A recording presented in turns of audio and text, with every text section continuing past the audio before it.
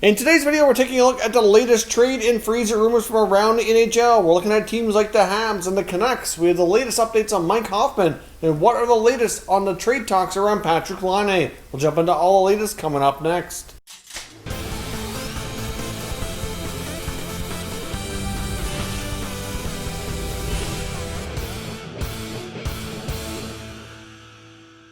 So welcome back to another video here at Top Shelf Hockey. Now, as I mentioned, we have the latest rumors from around the NHL regarding some trades or free agent signings that we still might see happen here in the next little while. There's still a fair bit of substantial names out there in the free agent market. If you look at a lot of the lists from around different media sources who compile like a top 100 free agents heading into the offseason here, there's still around 30 players or so that have not signed. There's a fair bit of good forwards as well as defensemen out there. And one of the top ones that everyone's kind of waiting for, which very well could be another domino to fall, have like a domino effect on other players that might be a little bit less offensive, was Mike Hoffman.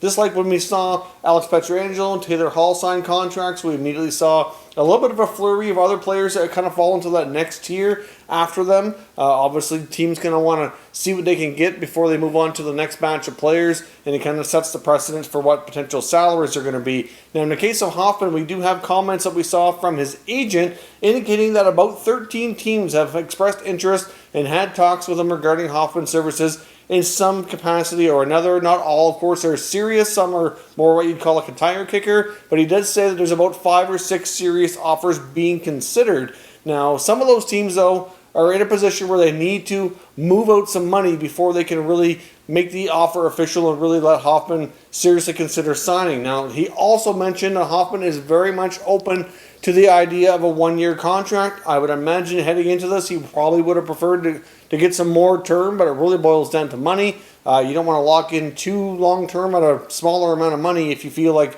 in a year or two time, you're going to be able to get, a much needed raise. So I guess from Hoffman's perspective, he's a solid 25 to 30 goal player, good on the power play, not really the greatest when it comes to defensive. Obviously he's kind of considered a somewhat of a specialist there, but still he can be a difference maker for teams looking to add more offense to their repertoire here. And you're looking at teams like Nashville and Columbus primarily, who were teams that moved out salary cap space, trying to make some bigger moves heading into the offseason, and certainly need to add some more goals. I kind of mentioned those two teams quite a bit as being front runners before. Teams like Carolina and Boston to some degree are believed to be kind of in the mix there as well.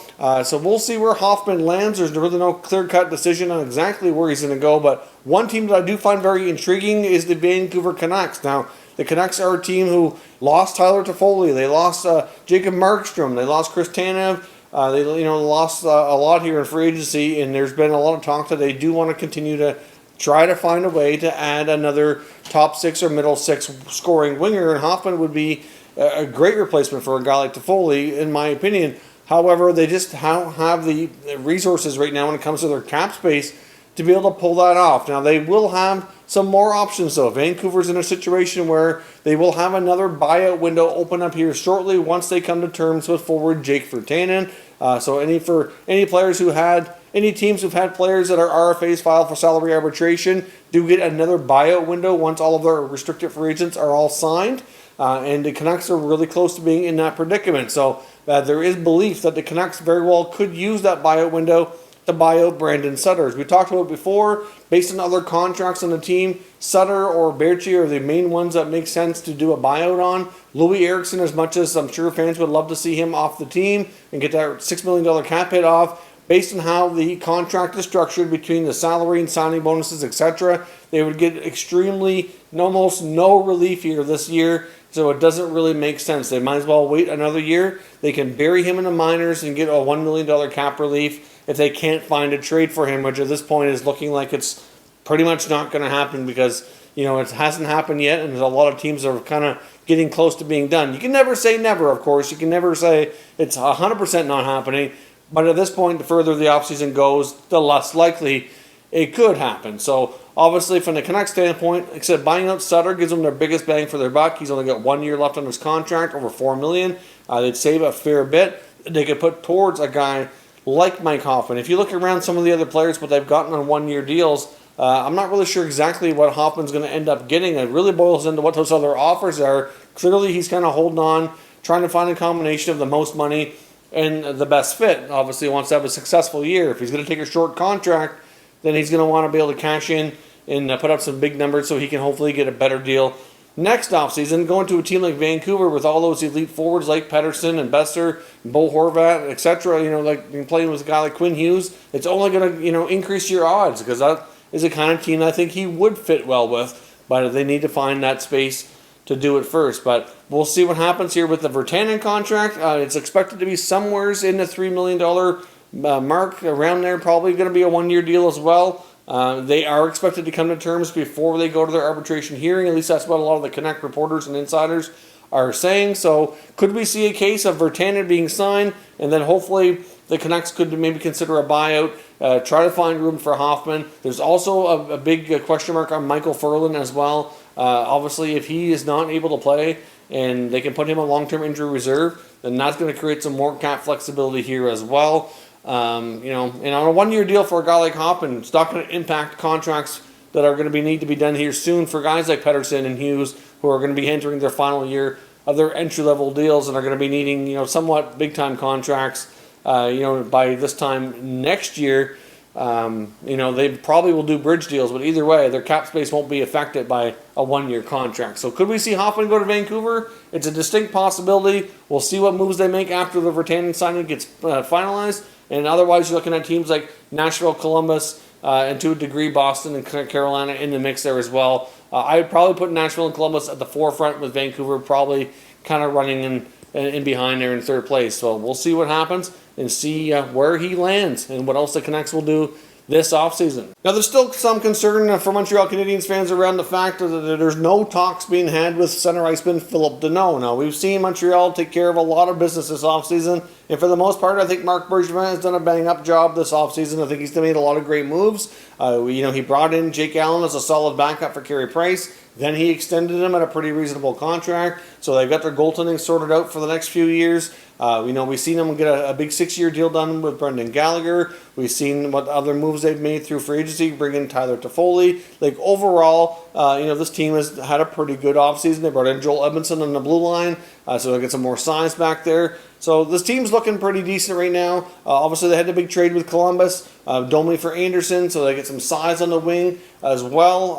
Hopefully he can follow through and be that 25 to 30 goal scorer that he's shown in the past, and that many feel he can be again in the NHL. But Phillip Danault is also a big part of the team, one of the top two-way centers in the NHL. Into the season on a bit of a sour note, indicating he wasn't real pleased with his where he kind of was falling in the depth chart and the ice time. We saw guys like Suzuki and Konkaniemi surpass him in the playoffs when it comes to their roles, and he's not really sure right now. He's making around $3 million and entering the final year of his contract, and they're at a situation where they could lose him as an unrestricted free agent next year. And I think Phillip Danault would be a fairly attractive commodity to a lot of NHL teams looking for that number 2, number 3 center iceman who certainly can play, like a Selke caliber type of role. Like, he's usually, hasn't been a finalist yet for the Selke, but he's been in the conversation and has gotten a decent amount of votes. So he's certainly right up there. He's an important piece for Montreal. I know a lot of fans would hate to see him go, but at this point, they're still reporting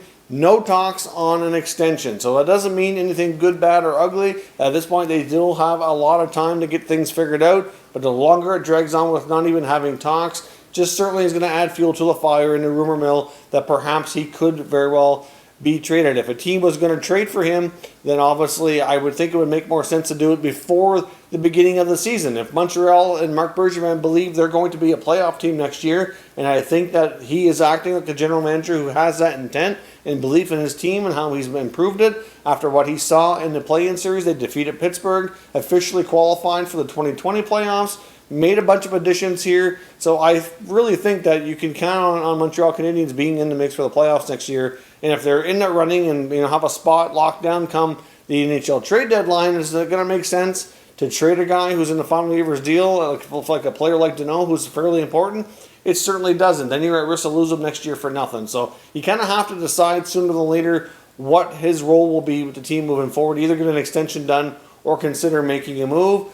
So I would think we could still see some activity out of Montreal depending on how things go on that front. But the latest is that there's no talk, no negotiations taking place here just yet. So we'll see what that means for his future with the Habs. Now, there's still some talk about Florida Panthers defenseman Mackenzie Weegar being traded. There's still no contract in place for him. They're restricted free agent defenseman, and his agent have made it clear that right now they're kind of disappointed that they haven't been able to get a contract hammered out with the Florida Panthers. I mean, based on what he made before, he's looking for a sizable raise. Probably looking something somewhat comparable to the deal we just saw the Bruins give to Matt Grzelcyk. That's probably a decent comparable for what he's going to be looking for. And he's also a player who's had his name circulating in a lot of trade rumors really over the last number of weeks as well. Now, apparently there were reports that the Winnipeg Jets were the latest team to be engaged in trade discussions with the Panthers around Mackenzie Weegar. We know they're a team that's still looking to improve their blue line, and they can still look to do that through free agency as well, or potentially other trades that we'll get into here momentarily.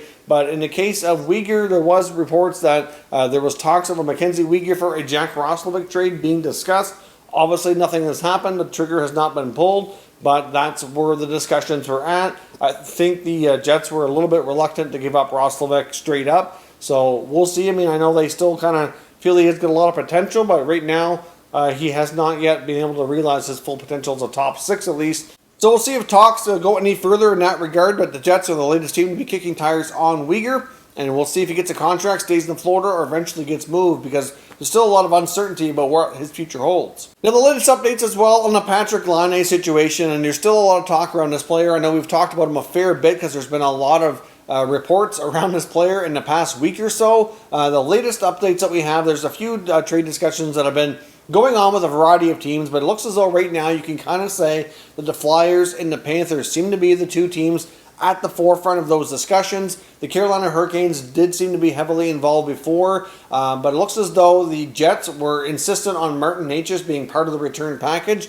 so they get a nice, really solid young center iceman going back, which is a big part of what they need as an organization, and the Hurricanes seem to be unwilling to do that, so therefore it looks as though the deal's been rejected, and I'm not sure that we're going to see trade talks resume between those two franchises for a potential Patrik Laine trade. Not to say it couldn't, because I do think that the Canes do have enough good assets that they can make a great package offer for Winnipeg to consider, but it looks as though they're just not willing to put in what the Jets would want, which, I kind of understand in a way, but when you're trading for a guy like Laine, you have to give up some value, and obviously, Laine is like, that's a pretty spectacular player who could come in and play with Sebastian Aho. You have Andrei Svechnikov. You could have multiple 40-goal scorers on your team for the next number of years. If they could get Laine and get him signed next year, that would be absolutely huge for a team like Carolina. I probably wouldn't mind parting with Martin Necas, even though he does have a terrific future ahead of him, and I think he will be a solid NHL player.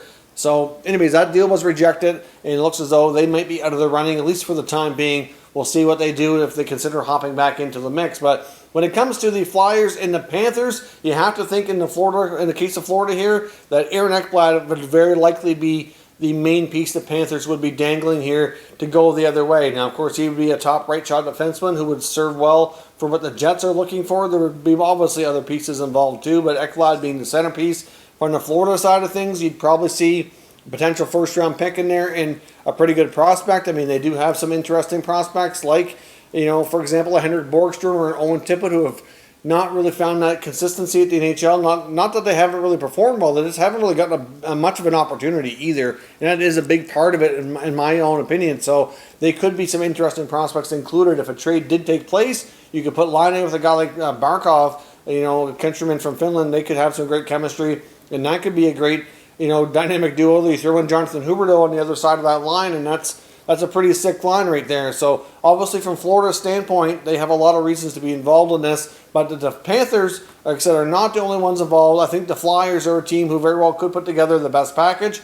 But right now it looks as though they part of the problem that's kind of holding back the Flyers and Jets from getting more serious on this is the Jets would obviously want to see a player like Travis Sanheim preferably involved so they get a top defenseman going back. And right now, the Flyers seem to be reluctant to do that. They would prefer to talk about players like Joel Farabee and Morgan Frost, whereas the Jets seem to be more interested, in players like Sanheim and Konechny, and the Flyers are a little bit reluctant to do that. They'd rather trade more of a future asset package instead of players that are a little bit more of a known commodity, like guys like Konechny and Sanheim who are a little bit more established and certainly, pretty solid NHL players, even though they're still fairly young. So the Jets, I can understand why the Jets would prefer that, because they get a little bit more of a known piece here that they know what to expect. Whereas guys like Farabee and Frost, the great prospects, they could have bright NHL careers, but it's still a little bit early to say that for sure. And they want to be certain here with moving a player like Laine. It's pretty risky on their part. You don't get players like that very often, so you have to be very careful. It's almost impossible to win those trades. So